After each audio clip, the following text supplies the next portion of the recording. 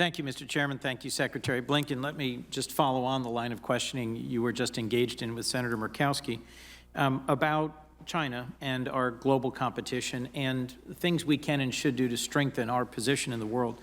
Later today, in what I think is a critical display of bipartisanship, the Senate will come together to pass the Innovation and Competition Act.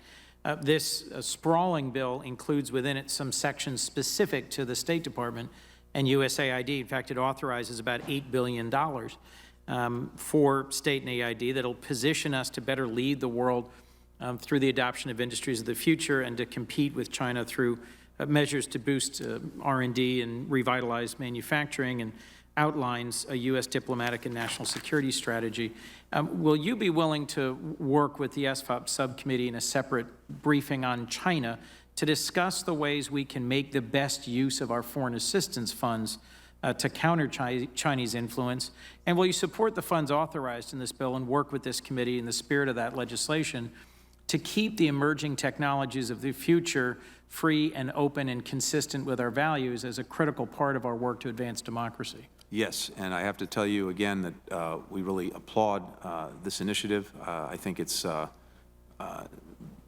very significant as legislation. It's going to give us new tools, new resources to deal more effectively with the competition, and I very much welcome the opportunity to work closely with you, members of this committee, other relevant committees, to put this into practice. Thank you, Mr. Secretary. On my recent trip to South Korea, I had a chance to meet with the leadership and staff of the Green Climate Fund, and I'm grateful for your leadership and President Biden's in restoring our role as participants in the Paris Agreement, the Leaders Summit the President held on climate in April. The FY22 budget includes critical funding for programs like the GEF, the Global Environment Facility, the Climate Investment Funds, and the Green Climate Fund.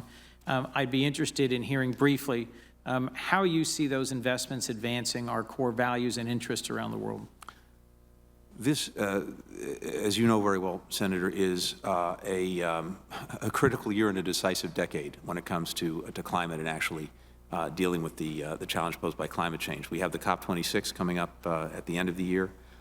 We have worked very hard from day one, not only to raise our own ambitions when it comes to curbing emissions, but to making sure that others did the same. As you know very well, even if we do everything right at home, we're 15% of global emissions, and so that still leaves the other 85%. And this is a global responsibility. It's not just a U.S. responsibility. And ensuring that other countries meet their responsibilities is critical. Initiatives like the Green Climate Fund are important tools to do that. Some countries don't have the resources necessary to engage in the adaptation that's required to meet targets. So I think we have a responsibility to help. Similarly, countries need to build resilience against some of the ravages of climate change. There too, we can help.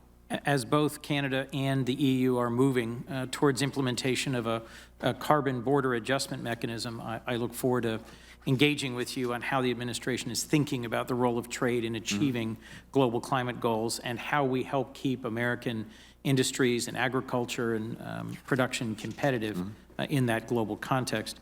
Thank you for everything you've done to shine a real light on the conflict in the Horn of Africa, in particular in the Tigray province of Ethiopia. The U.S. government provides about $600 million a year to support the people of Ethiopia and has provided so far this year $300 million to address the humanitarian crisis since it began last November in Tigray.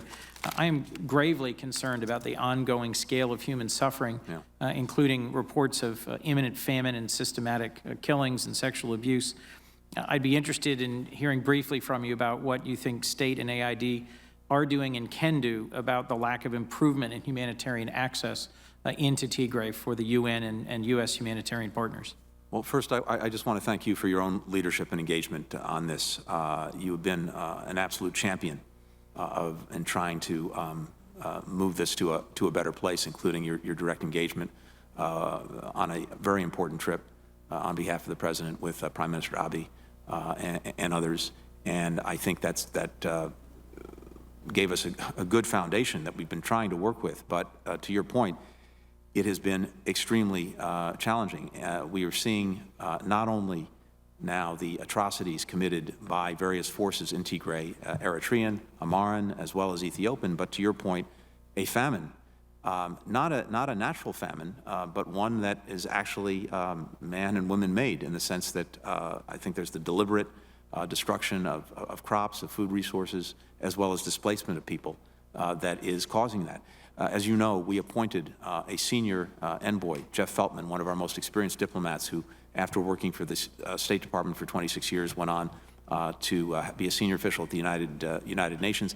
He is back with us. He, as you know, is working on these separate but interrelated problems of Tigray, and by the way, broader, as you know, ethnic challenges in Ethiopia, the Ethiopia-Sudan border conflict, and of course the Grand Renaissance Dam, the GERD, and working on all three to see if we can move this forward. But look, as you know very, very well, we need to see a few things, and we need to see them yesterday, not today.